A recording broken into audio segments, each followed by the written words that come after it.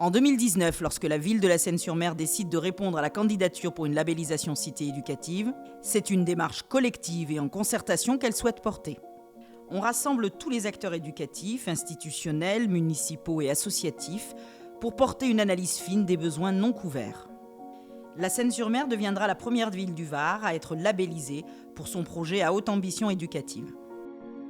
Alors cette belle aventure en fait est la collaboration entre trois piliers majeurs. C'est la ville de la Seyne-sur-Mer donc qui est vraiment partie prenante et qui nous permet d'avoir aussi un périmètre très établi, très contextualisé. Le second qui n'est pas des moindres, c'est ce pilier qui est l'État finalement, l'État qui vient en partenariat avec la collectivité territoriale et cet État se met au service notamment avec le délégué du préfet à la politique de la ville, la sous-préfète, et puis nous, éducation nationale et jeunesse, puisqu'on a aussi le pilier jeunesse, et donc on fait socle à trois. Le travail de concertation aura permis de construire des interventions en mode parcours autour de 7 enjeux prioritaires pour le territoire.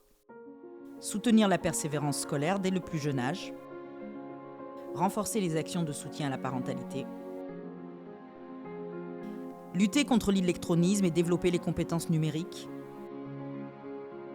accompagner l'orientation et l'insertion dès le collège, favoriser l'ouverture culturelle comme vecteur d'émancipation, sensibiliser aux enjeux de citoyenneté et de laïcité, développer les prises en charge santé et accompagner toutes les formes de handicap.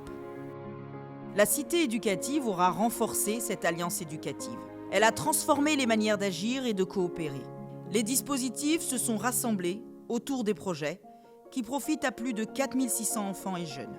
Aujourd'hui, écoles, collèges, lycées, associations et parents réfléchissent et agissent ensemble. Je pense à un proverbe africain, et il faut tout un village pour élever un enfant. On est vraiment au cœur de la cité. Et parallèlement, il faut finalement des enfants pour faire grandir une cité. Nous souhaitons créer un collectif avec les associations, les parents, les enseignants, mais également les services municipaux, afin de répondre au mieux aux besoins du collège REP+, de notre commune. Nous souhaitons également élargir notre public cible à destination des 15-25 ans en termes de prévention, d'orientation ou d'accompagnement vers l'emploi.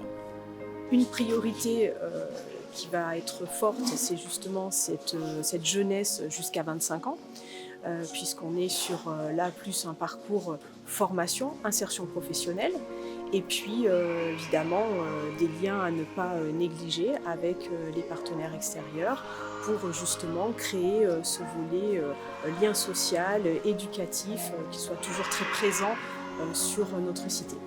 Le label Cité éducative nous permettra de mener à bien notre projet à haute ambition éducative et de tenir la promesse républicaine de la promotion sociale.